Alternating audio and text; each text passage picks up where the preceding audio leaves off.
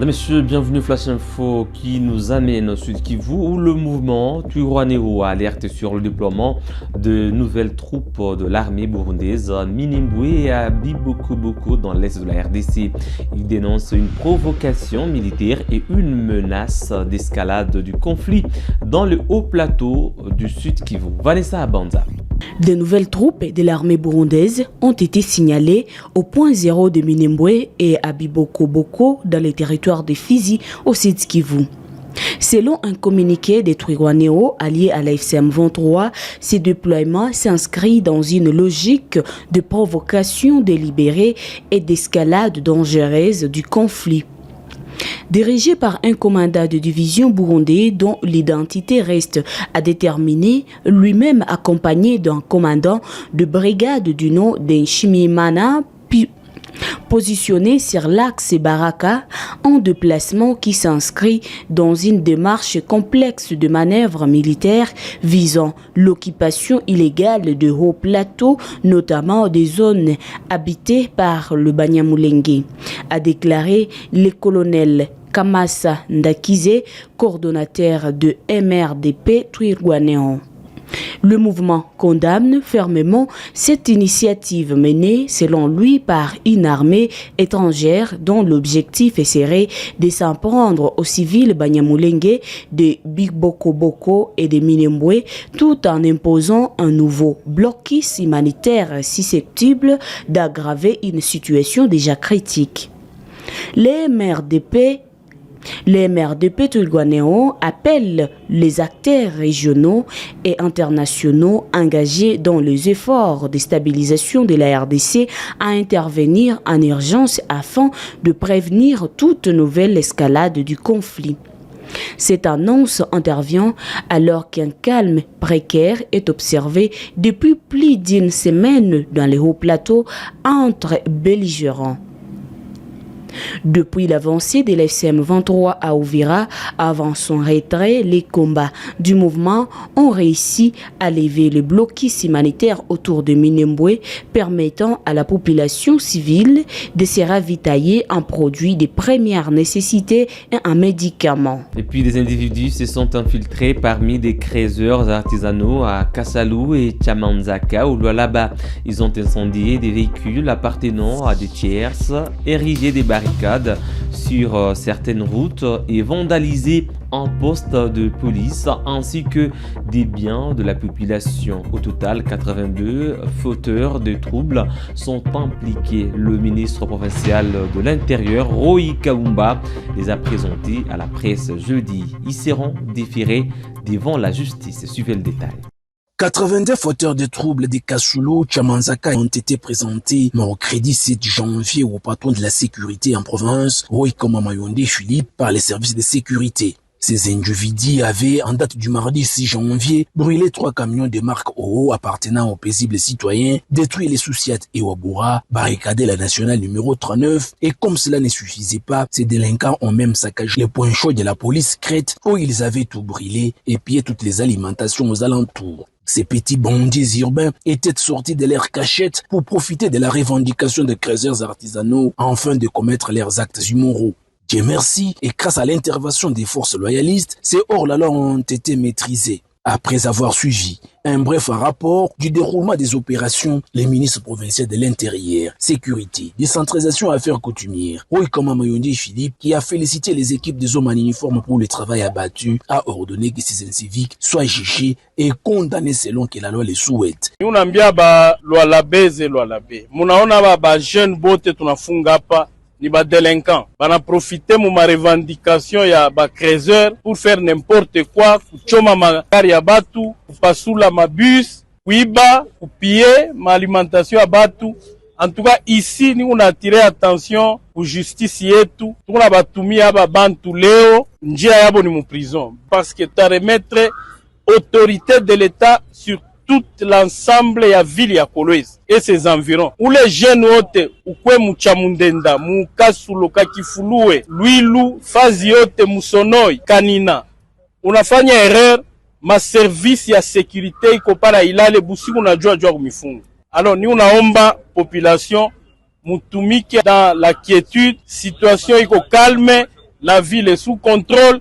Hakuna problème. Bale on a lancé ma message par ma réseaux sociaux. Tout a mis tafuta moi mubakire par mes réseaux sociaux. Bale utatonga mes réseaux sociaux, utapata ma service de sécurité devant toi na tutami bamba tout. Pour l'instant, ces délinquants sont gardés entre les 4 murs dans un cachot de la place en attendant la fixation de la date de leur procès avant leur descente à Dilala pour une érédication.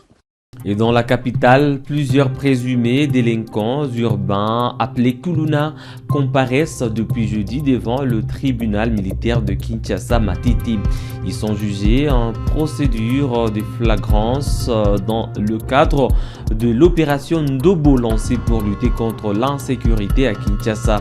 L'audience foraine se tient au camp Kabila dans la commune de Lemba. Un officier de police judiciaire OPJ grièvement blessé à la main droite lors d'une attaque à la machette témoigne et identifie ses agresseurs.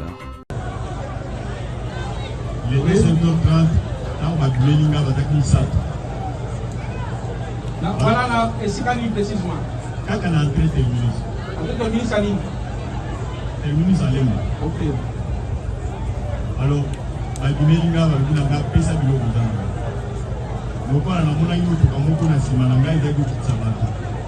j'avais trouvé que peut-être sur la zombie et si quand vous trouvez les alliés, on va peut-être dans la zombie et si quand vous trouvez les alliés, on va nous frapper par démarrer, nous frapper là-bas. La première combien? La dernière ça. Ne va landinga i place wana, on va nous mettre à la machette. Ni la manu kokima na fuzunga sima na kokima balandi ba on soit dans la machette on soit dans la machette la ozo na banque na sima ni la commune na poste na biso ya d'entrée omoneri de bango bakini ba musko basenga ki o sac na yo basenga ki na sac na pesa bango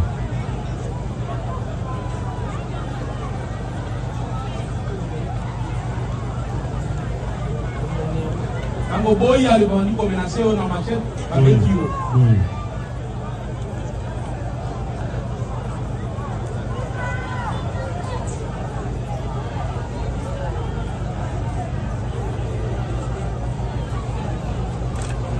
Avec Kiro va machette na biskani na nzoko na yo. Abitika na maboko. Maboko ni songa. Maboko ni bale nyonso. Combien de paix aux anango? Ni bale. Andor na maboko. Kana maboko. Eta maboko wana lelo ezande ngeni. Maboko mo ngeni ezosala. Ezosala te. Maboko mobali. Mobali.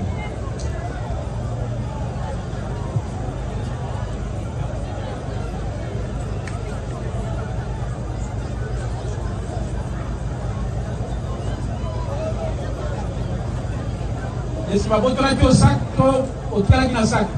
Na kima kina biloko na nani. OK. Kanda wana de mabeto wa machette.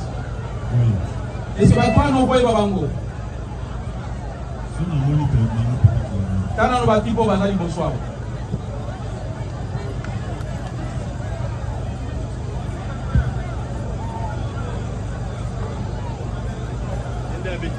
Voilà. Eh, de prévenir. Yo. On a police d'audience. Sauf qui est prévenu yo. C'est pas yo. Yo. Ah, ils ont ma sécurité, hein. Qu'est-ce que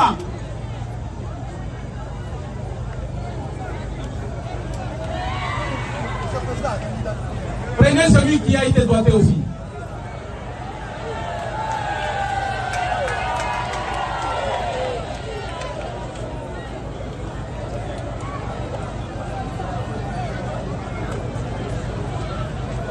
Toujours à Kinshasa, un collectif d'avocats conduit par maître Jean Bouyou s'est rassemblé jeudi sur l'esplanade du palais de justice.